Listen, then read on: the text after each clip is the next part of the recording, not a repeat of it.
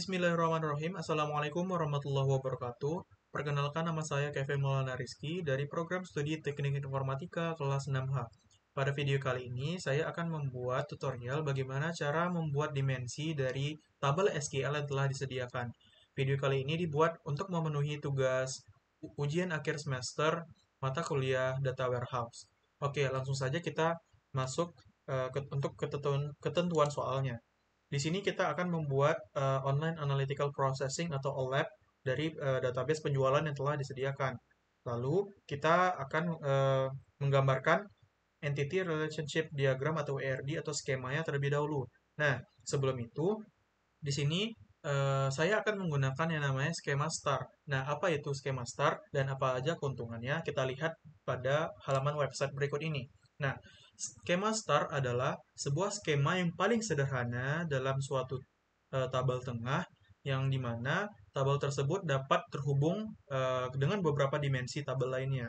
Contohnya adalah sebagai berikut. Nah, kita lihat di sini ada contohnya. Di sini ada beberapa dimensi dan tabel yang menjadi middle table pada star skema adalah tabel faktur. Nah, kita lihat di sini atau tabel fakta. Kita lihat di sini. Setiap masing-masing dimensi saling terhubung dan membentuk star. Kita lihat ya bentuknya star, makanya disebut dengan star skema. Dan apa saja sih keuntungannya? Di sini kita lihat. Star skema itu dapat digambarkan dengan satu tabel dimensi. Dan tabel dimensi harus memiliki sebuah set atribut. Nah, selanjutnya, tabel dimensi dapat melakukan join pada tabel fakta menggunakan foreign key, dan tabel dimensi tidak terhubung satu sama lainnya. Serta tabel fakta mengandung key dan measure. Nah, penjelasan tentang star skema yang saya gunakan lebih kurang seperti itu. Nah, kita langsung masuk ke bagian penjelasan tentang entity relationship diagramnya atau ERD. Nah, di sini saya telah membangun atau membuat rancangan ERD yang akan digunakan sebagai pembentuk dimensi yang akan digunakan pada data warehouse kali ini. Kita lihat di sini atau OLAP kali ini. Di sini kita lihat ada beberapa tabel ERD. Di sini kita lihat ada tabel penjualan. Nah, tabel penjualan memiliki primary key penjualan ID dan foreign key karyawan ID karyawannya atau ID karyawan. Nah, setiap karyawan pastinya bisa melakukan penjualan. Nah, di sini kita lihat korelasinya atau hubungannya atau relasinya. Di sini adalah one to many. Satu karyawan bisa memiliki banyak penjualan. Nah, kita lihat antara relasi atau keterkaitan tabel penjualan dengan tabel barang. Setiap penjualan pasti memiliki barang ya. Barang pasti menjual, hasilnya adalah penjualan. Nah, setiap barang itu bisa lebih banyak ya, bisa lebih dari satu. Makanya dan setiap penjualan itu pastinya lebih banyak, bisa lebih dari satu. Makanya di sini relasinya adalah many to many. Dan gitu untuk seterusnya untuk tabel pasokan, relasi pasokan ke barang atau relasi barang ke jenis barang. Ini kita lihat berdasarkan dimensinya many to many atau one to many. Di sini ada juga tabel kota dan tabel supplier. Nah, lebih kurang seperti itu. Tabel kota bisa relasinya adalah bisa banyak kota terhubung ke satu supplier. Makanya di sini relasinya adalah one to many antara supplier ke banyak kota. Dan tabel pasokan dan seterusnya. Ini adalah rancangan ERD yang telah saya buat.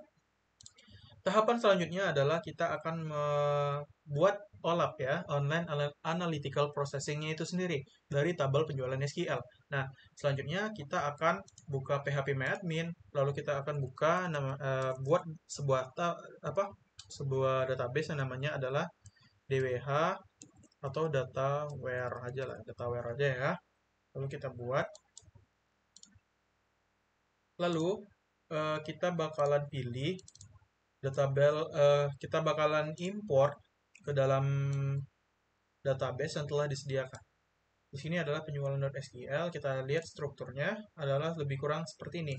Ada 1, 2, 3, 4, 5, 6, 7. Ada 7 tabel yang tersedia. Ada barang, jenis barang, karyawan, kota, pasukan, penjualan, dan supplier. Nah, dari tabel-tabel yang ada, kita akan membuat dimensi yang saling keterkaitan satu sama lain nantinya. Nah, di sini kita akan menggunakan star skema yang menurut saya mungkin bisa jadi ada 4 atau 5 dimensi yang akan terjadi atau akan terbuat pada 7 tabel ini. Nah, mungkin tabel mungkin dimensi terakhirnya yang menjadi middle middle schema atau middle table yang membentuk star schema itu sendiri adalah mungkin tabel faktur ya, atau tabel fakta. Nah, maka dari itu next stepnya adalah kita silahkan buka spoon ya. Nah, di sini kita bakalan buat transformasi baru. Nah, di dalam transformasi ini, sebelum kita buat transformasi baru, alangkah baiknya kita harus membuat yang namanya adalah database connection. Nah, di sini teman-teman bisa pilih koneksi database-nya ada banyak di sini, ada MySQL, ada Oracle. Dan kita pilih MySQL native JDBC, dan untuk hostname-nya adalah kita localhost. Untuk database name-nya kita lihat yang tadi adalah dataware ya. Dataware. Lalu untuk username-nya adalah root. Untuk passwordnya kosong, kita lakukan tes. Oke, kita harus ngasih connection name adalah koneksi underscore MySQL misalnya, atau eh, koneksi underscore DWH. Kita tes. Oke, jika koneksi ke dalam database berhasil, dia akan menampilkan output seperti ini. Koneksi successful. Nah, kita udah berhasil nih terhubung ke database. Nah, selanjutnya untuk proses online analytical processing tadi, bagaimana sih caranya step by stepnya itu sendiri. Nah, di sini mungkin kita dari tabel yang ada, kita mungkin akan menentukan berapa dimensi nih yang bakalan ada di dalam OLAP kali ini. Nah, dari di sini sudah terlihat ya, kita bakalan ada beberapa dimensi. Mungkin kita bakalan buat dari dimensi yang paling awal, yaitu adalah dimensi barang ya. Nah, untuk dimensi barang. Next stepnya kita masuk ke menu desain. Teman-teman bisa eh, cari di sini yang namanya input. Input, kita cek input table. Table. Nah, table input, teman-teman bisa drag and drop di sini. Nah, untuk table input, teman-teman bisa ngasih namanya misalnya input tabel atau input barang deh. Input barang, huruf kecil aja boleh. Input input barang misalnya. Nah, teman-teman bisa get SQL statement di sini. Kita cek. Tadi kan kita sudah terhubung ke database ya. Pastinya kalau teman-teman sudah terhubung ke database, ketika teman-teman masuk ke menu tables, dan di sini teman-teman bisa cari tablesnya tadi ya. Tablesnya adalah tabel barang ya. Nih, di sini nanti ada jenis barang juga bakalan kita ambil. Kita ambil tabel barang.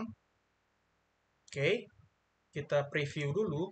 Kita cek datanya benar atau enggak nih. Nah, selanjutnya kita cek. Nah, di sini datanya udah ada. Oke, selanjutnya kita okekan saja. Nah, next stepnya adalah kita bakalan ngehubungin table input ini yang sudah ada data barang tadi ke database lookup. Nah, di database lookup. Nah, kita pilih menu database lookup dan teman-teman drag and drop saja ke sini. Lalu teman-teman bisa menghubungkan antara input barang dengan database lookup. Oke, udah terhubung seperti ini. Oke. Oke. Nah, untuk di database lookup, teman-teman bisa eh, masukin ketentuan berikut ini ya. Oke, pertama teman-teman bisa buat nama skemanya bebas. Nama skemanya bisa di sini adalah uas underscore olap misalnya. Terus teman-teman bisa harus browse di sini lookup table-nya.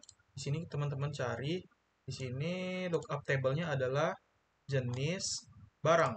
Kita ambil lookup table-nya adalah jenis barang.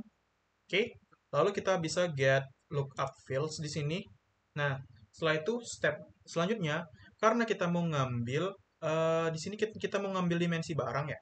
Jadi kita harus ngambil yang di sini cuma yang di bawah, kita ngambil cuma bagiannya adalah nama jenis barangnya saja. Nah, bagian di atas adalah primary key. Nah, kita harus ngambil yang namanya di sini adalah jenis barang. Lalu untuk komparatornya adalah sama dengan dan di sini kita ambil adalah kode jenis barang. Nah, lebih kurang seperti ini dan bisa teman-teman oke kan? Oke. Untuk menguji apakah udah benar, kita bisa running di sini. Oke. Oke, kita simpan buat di dalam file KTR-nya di dalam DWH-UAS ujian akhir di sini misalnya. Dimensi underscore barang misalnya. Oke, oke, udah bener ya. Kita lihat preview data di sini. Oke, datanya udah masuk. Untuk next step-nya, setelah kita melakukan database lookup, kita di sini akan menambahkan sequence. Nah, kita di sini harus menambahkan yang namanya sequence. Berarti teman-teman bisa cari di sini sequence, lalu teman-teman bisa add sequence di sini. Nah, silakan teman-teman hubungkan antara database lookup ini dengan add sequence. Nah, untuk value name-nya, teman-teman bisa isikan di sini misalnya namanya adalah sk underscore barang. Lalu, yep, seperti itu saja. Oke. Nah, untuk next step-nya adalah teman-teman bisa masukin yang namanya di sini adalah select values. Oke. Nah, di select values, teman-teman hubungkan antara add sequence tadi dengan select values yang ada. Nah, add sequence ini lupa kasih nama, misalnya sequence SK barang deh. SK barang atau sequence SK barang. Oke. Untuk di select values, teman-teman bisa gini stepnya. Teman-teman bisa get fields di sini. Nah, di sini kan ada kan, nah data-datanya yang tadi. Nah, di sini ada segala barang di dalam add sequence tadi. Nah, kita okekan saja. Lalu kita mau nyimpan dimensi ini ke dalam tabel nih di SQL kita tadi. Jadi kita bakalan pilih di sini adalah table output. Table output di sini. Oke. Silakan hubungkan ke sini. Oke. Di sini kita step name-nya untuk table output bebas ya. Di sini step name-nya bebas untuk table output apa. Misalnya untuk table outputnya di sini adalah output aja. Terus untuk skemanya, misalnya di sini ada target table-nya adalah dimensi underscore barang.